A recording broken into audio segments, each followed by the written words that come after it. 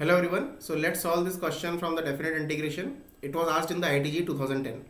तो देखो इस क्वेश्चन के अंदर इंटीग्रेशन भी है, लिमिट भी है, और इंटीग्रेशन के अंदर वेरिएबल है t और इंटीग्रेशन में जो लिमिट है वो है वेरिएबल x.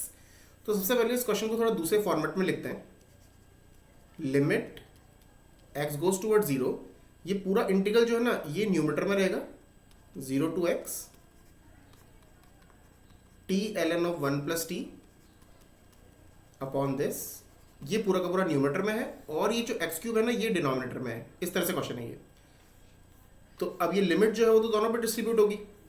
तो लिमिट एक्स गोज टूवर्ड 0 अगर आप पुट करोगे इसमें तो ये 0 से 0 जाएगा. 0 से 0 का मतलब है जो भी इंटीग्रेशन होगा उसका आंसर तो 0 हो जाएगा और नीचे भी 0 हो जाएगा. एक्स को 0 पुट करोगे तो ये 0/0 की फॉर्म आ रही है, मतलब इनडिटरमिनेट फॉर्म आ गई लिमिट में.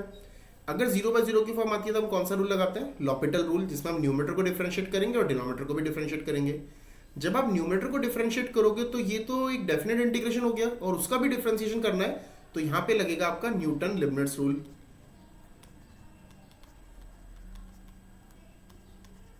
अब इसके अंदर क्या होगा कि आपको अपर लिमिट जो भी है ना उसको टी की जगह पे पुट करो और differentiation of that upper limit with respect to X. तो पहले जहां जहां पे टी है वहां पे एक्स पुट कर दो. 1 + x अपॉन x पावर 4 + 4. फिर डिफरेंशिएशन ऑफ x वो तो हो जाएगा 1 माइनस लोअर लिमिट जो भी है उसको पुट करो. अब देखो यहाँ पे लोअर लिमिट क्या है? 0 है. 0 पुट करोगे तो वैसे तो 0 हो जाएगा, लेकिन अगर कभी 0 नहीं भी होता तो डिफरेंशिएशन ऑफ 0 करोगे तो वो तो 0 हो ही जाएगा. तो मतलब बेस अगर लोअर लिमिट कोई भी नंबर है, कांस्टेंट नंबर है, तो उसका आंसर तो आप डायरेक्टली 0 लिख सकते हो, क्योंकि पुट करने के बाद उस नंबर को ही डिफरेंशिएट करोगे तो 0 हो जाएगा. तो that will be 0. That is the Newton Leibniz rule. Divided by, अब इस डिनोमिनेटर को भी डिफरेंशिएट करना है तो ये 3x². तो ये अभी तक हमने ये लगाया है. तो लिमिट x गोज टूवर्ड 0, ये एक बार हमने लॉपिटल रूल लगाया. लॉपिटल रूल के अंदर न्यूटन लिबनिट्ज रूल लगाया टू डिफरेंशिएट दिस पार्ट. अब इसको थोड़ा सा रीअरेंज कर लेते हैं कि अगर आप देखोगे एक x से ये x कट जाएगा डिनोमिनेटर का, तो it is like this now. Limit x goes toward 0 x ln of 1 + x, और ये है x पावर 4 + 4 और यहाँ पे 3x² अलग से चल रहा है. तो इस x से एक x को कट कर सकते हैं.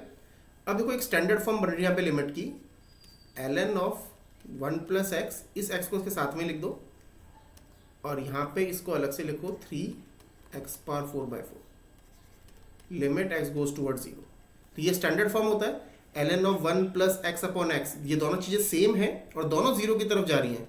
तो इस लिमिट का आंसर तो कितना हो जाता है? हमेशा 1. आप इसको ऐसे भी याद रख सकते हो कि limit ln of 1 + box upon box. अगर आपका बॉक्स 0 की तरफ जा रहा है, बॉक्स के अंदर कुछ भी क्वांटिटी हो सकती है, लेकिन अगर वो 0 की तरफ जा रही है, जब x कहीं पे भी जा रहा हो, वेरिएबल कहीं पे भी टेंड कर रहा हो, लेकिन उसकी वजह से ये दोनों बॉक्स सेम होने चाहिए और दोनों 0 की तरफ जाने चाहिए, तो इसका आंसर हमेशा 1 होता है. तो ये तो 1 हो गया. तो बचा क्या आपके पास? केवल 1/3 x power 4 + 4.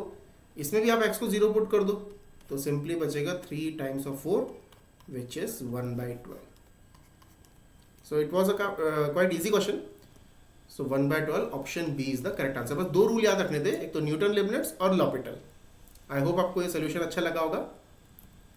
Thank you for watching this.